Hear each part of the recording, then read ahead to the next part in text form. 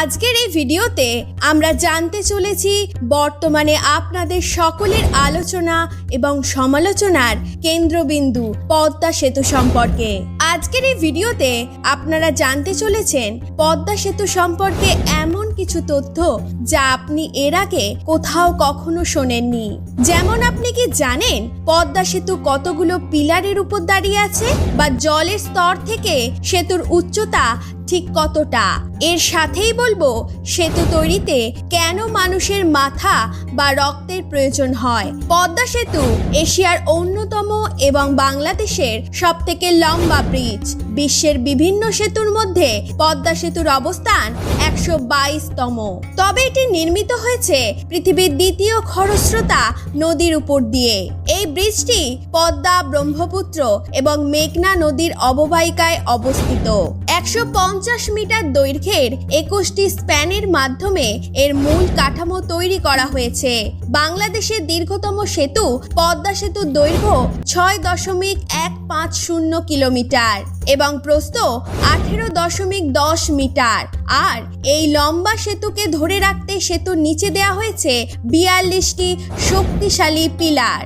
জলের স্তর থেকে পদ্মা সেতুর উচ্চতা 60 ফুট। আর সেতুটির মাধ্যমে মুর্শিগঞ্জের লোকজনের সাথে সৈরাতপুর এবং মাদারীপুর এক হবে।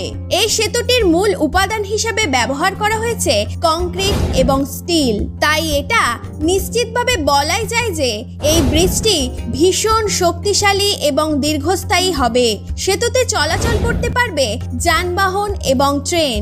তবে সবথেকে মজার ব্যাপার হলো যে কোনো যানবাহন এবং ট্রেন একসাথে চলাচল করতে পারবে এই সেতুর উপর দিয়ে।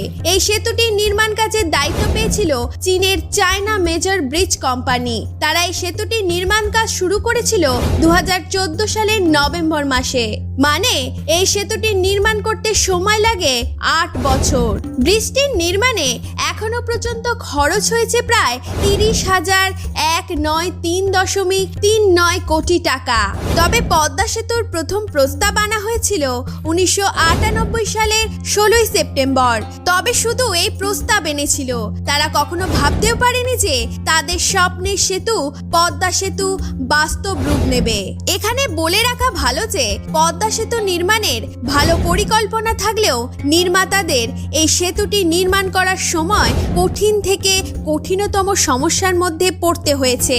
এই সেতুটি তৈরি করার সময় যে সমস্যা দেখা দিয়েছিল তার মধ্যে অন্যতম একটি সমস্যা হলো পাইলিং এর সময়ে পদ্মা সেতুর তলদেশে মানে জলের নিচে যে মাটি ছিল সেই মাটি স্বাভাবিক কোনো মাটি ছিল না। সেই মাটি ছিল অত্যন্ত নরম। আর এই নরম মাটির কারণে পিলার বসানো অসম্ভব হয়ে দাঁড়াচ্ছিল। তবে পরবর্তীতে বিশেষ প্রক্রিয়ার মাধ্যমে সেতুর তলদেশের মাটি শক্ত করা হয়েছে। আর শেষমেশ সব সমস্যার সমাধান করে বাংলাদেশের স্বপ্নের সেতু পদ্মা সেতু তৈরি হয়ে গিয়েছে। এবারে চলুন জেনে নেওয়া যাক সেতু তৈরিতে মানুষের মাথা বা রক্তের প্রয়োজন হয় কেন। আসলে পদ্মা সেতু হোক বা অন্য সেতু, একটা কথা পরিষ্কার বলে রাখা ভালো যে সেতু তৈরিতে কোনো রকমের মানুষের মাথা বা রক্তের প্রয়োজন হয় না। এটা আসলে একটা গুজব। আর এই গুজব ছড়ায় বেশিরভাগ সময়ই শিশু পাচারকারী গ্যাংস্টারগুলি। আসলে তারা বাচ্চা চুরি করে বিদেশে বিক্রি করে দেয় এবং নাম করে সরকারের এবং সেতু কর্তৃপক্ষের। তাছাড়া আপনি যদি সামান্য কমন সেন্স লাগিয়েও ভেবে দেখেন তাহলে আপনার কাছে এই বিষয়টি পরিষ্কার হয়ে যাবে যে যদি সেতু তৈরি করতে মানুষের মাথা বা রক্তের প্রয়োজন হতো তাহলে দেশের শিক্ষিত সমাজ তৎক্ষণাৎ সেতুর কাজ বন্ধ করে দিত। তাহলে এখন আশা করি আপনারা বুঝতে পেরেছেন যে সেতু তৈরিতে কোনো রকম মানুষের মাথা বা রক্তের প্রয়োজন পড়ে না।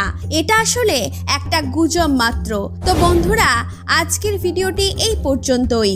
আজকের এই ভিডিওটি আপনাদের কেমন লাগলো তার নিচে কমেন্ট বক্সে অবশ্যই লিখে জানাবেন।